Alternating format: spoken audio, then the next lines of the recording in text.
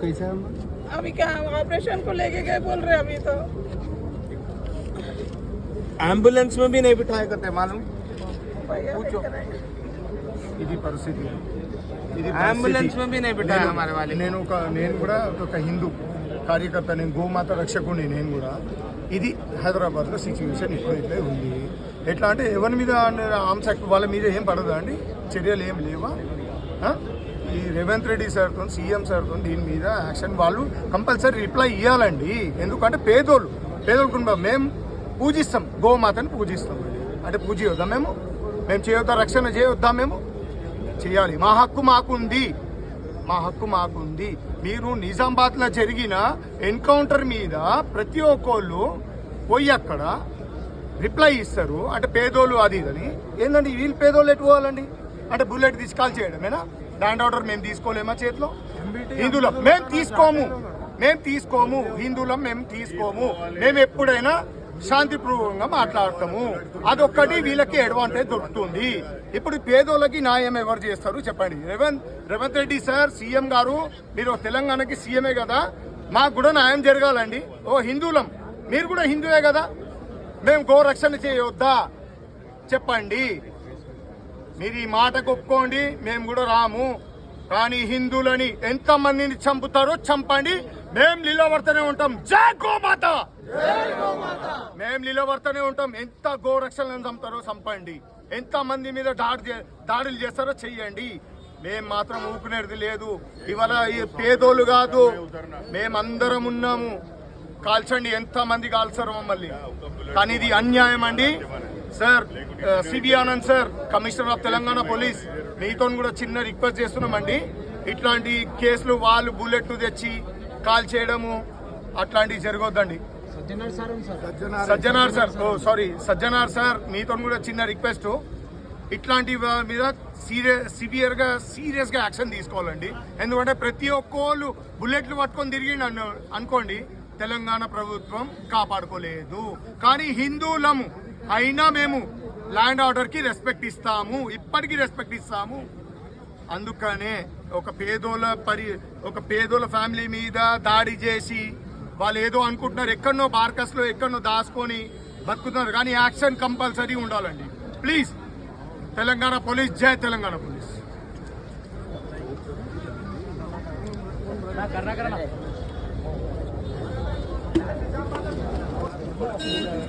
No, we are not disturbing. Where are we disturbing? Where are we disturbing? Is any single person? No, not even. Sir, is even a single person? I just saw an ambulance going by. Did we stop an ambulance or did we stop anybody? We are not disturbing absolutely anybody. We are here. We are here. Yes, we are here. We are here for solidarity, and we will be here. So then, please, you do not instigate us. So you are. So ఇట్లా చేయబట్టి చేయకండి దయచేసి. మేము silent గానే ఉన్నాం. అసలు చేసినోడేమో అక్కడ ఉన్నాడు, మేము శాంతియుతంగా ఉన్నాం, ఇక్కడ ఉన్నాం. హాస్పిటల్లో ముంగట పడున్నాం, మేము శాంతియుతంగా ఉన్నాం. ఏం చేయాలి సార్? ఈ హోమ్ చేయాలి చెప్పండి సార్. ఇప్పుడు అసలు చేసినోనేమో ఆడ ఎక్కడ పోయిండో తెలియదు, మీరేమో మాకు చెప్తున్నారు, మాకు ఇట్లా చెప్తున్నారు.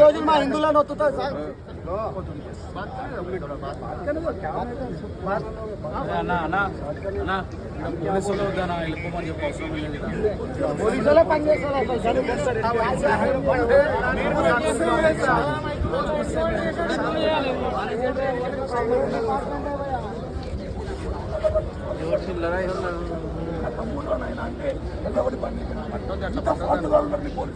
అనుకుంటా కూడా కొంచెం చెప్పాలి.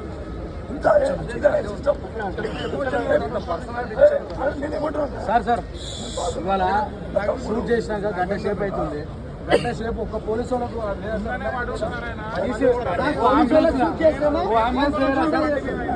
గోరక్షకులకు షూట్ చేసే సార్ మీరు కోఆపరేట్ చేయాలని చెప్తున్నాం. మేము ఎవరంటే మీరు కోఆపరేట్ చేస్తే బాగుంటుంది. నన్ను చూడకండి, మీరు లేరా? మీరు అమ్మలా కుట్టలే, నన్ను చూడకండి అంటారు.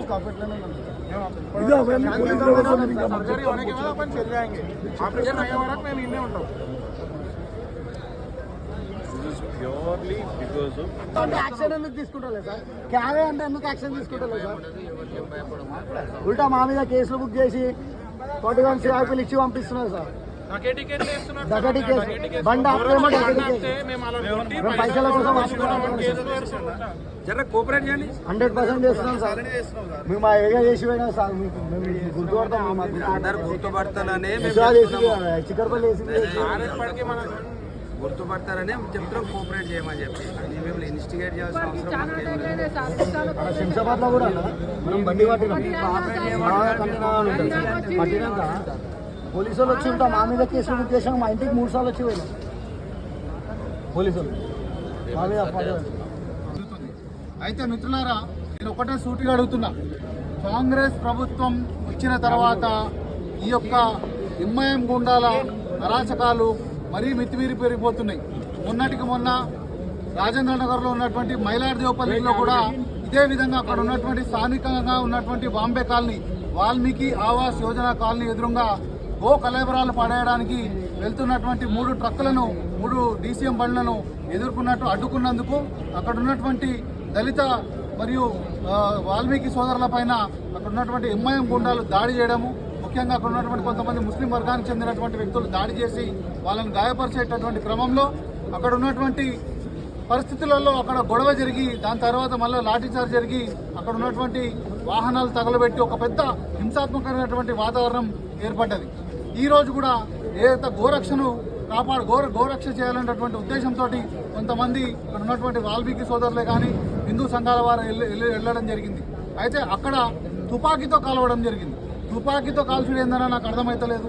ఈరోజు ఒక్కటి దగ్గర తుపాకీ చేతిలో మనం చూస్తున్నాం. కనిపించని తుపాకీలు ఇంకెన్నున్నాయో.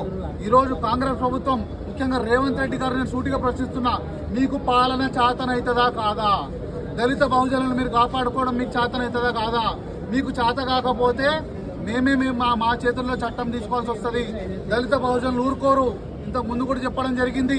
దయచేసి ముఖ్యమంత్రి గారు కార్డన్ సెర్చ్ ఆపేయడం జరిగింది. గత ప్రభుత్వం కేసీఆర్ గారి ప్రభుత్వంలో కార్డన్ సెర్చ్ జరిగినాయి. ఎన్నో తుపాకులు, దొంగ బండ్లు, కత్తులు, మారణాయుధాలు అన్ని కూడా ఒక వర్గం చేతిలోకి వెళ్ళి వచ్చినాయి, బయటకు వచ్చినాయి, వాళ్ళ ఇళ్లకి వెళ్ళి బయటకు వచ్చినాయి. ఈ రోజు 2 సంవత్సరాలైంది మీరు వచ్చి సుమారుగా కార్డన్ సెర్చ్ బంద్ చేసిరు. ఎందుకు బంద్ చేసిరు కార్డన్ సెర్చ్లు? తుపాకులు, ఇట్లాంటి మారణాయుధాలు వాళ్ళ ఇళ్లల్లో మీరు బయటకు తీస్తే ఈ యొక్క హింస అనేది జరగకుండా ఉంటుంది.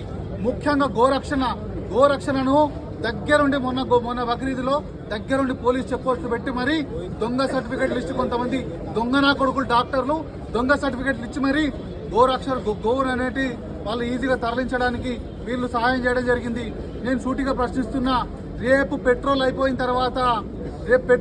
తర్వాత నేను సూటిగా ప్రశ్నిస్తున్నా, ఈ యొక్క మానవ జాతికి అన్నం ఎవడు పండించి పెట్టాలా? నువ్వు కానీ నీ పార్టీ వాళ్ళు కనుక వచ్చి నాగలి బట్టి దున్నుతారా? మళ్ళా ఆ రోజు పార్టీలకు, కులాలకు, మతాలకు, ప్రాంతాలకు అతీతంగా మళ్ళీ అందరికి వ్యవసాయం చేసి అన్నం పెట్టాల్సింది ఇదే గోజాతి. సిగ్గుంటాల నీకు. ఈరోజు పార్టీలకు సంబంధంగా అంటగట్టిరు గోజాతిని. మన మానవ జాతికి అన్నం పెట్టింది గోజాతి.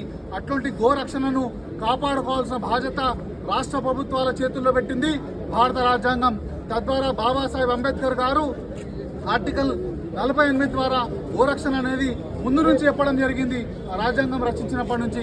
కానీ ఒక్కసారైనా కూడా ఈరోజు రాష్ట్ర ప్రభుత్వాలు అనేటివి సీరియస్ తీసుకొని గోరక్షణ చేస్తున్న సందర్భాలు ఎక్కడ కనిపిస్తలేవు. నేను సూటిగా ప్రశ్నిస్తున్నా, ఈరోజు సెక్యులరిజం పేరుతోటి విపరీతమైనటువంటి దాడులు హిందూ ధర్మంపై జరుగుతుంది. ముఖ్యంగా మా దళిత బహుజనుల పైన జరుగుతుంది. ఈరోజు మొన్న వంశీ కానీ మల్కాజ్గిరిలో వంశీకృష్ణ, మైలార్దేవపల్లిలో ఉన్నటువంటి బాంబే ఆవాస్ యోజన, ఈరోజు ఇక్కడ ఉన్నటువంటి ప్రశాంత్ సోనూ సింగ్, వీళ్ళందరూ నేను చెప్తున్నా వీళ్ళందరూ కూడా దళిత గిరిజనులే. వీళ్ళపైన దాడులు జరుగుతున్నాయి, పట్టించుకునే నాదుడు లేదు. ఒకవైపు బీజేపీలు చూసుకుంటే పెద్ద ప్రగల్భాలు వలుకుతారు. కానీ ఇదే బక్రీద్లో చెక్ పోస్టుల దగ్గర ఒక్క బీజేపీ ఎమ్మెల్యే కానీ ఎంపీ కానీ గతి లేడు. 8 మంది ఎమ్మెల్యేలు ఉన్నారు, 8 మంది ఎంపీలు ఉన్నాడు, మీ 3 ఎమ్మెల్సీలు. ఒక్క బీజేపీ నాయకుడు చెక్ పోస్టుల దగ్గర గతి ఉన్నాడా? ఒక్కడు కూడా గతి లేడు. పెద్ద ప్రగల్భాలు వలుకుతారు. ఈ ఎంఐఎం గుండాలు మాత్రం అసదుద్దింది అక్కడ పాలకుల ఏ పార్టీ ప్రభుత్వంలో అధికారం ఉంటే ఆ పార్టీతో పోయి పంచుకుంటాడు, అధికారం పంచుకుంటాడు అసదుద్దీన్ ఓవైసీ.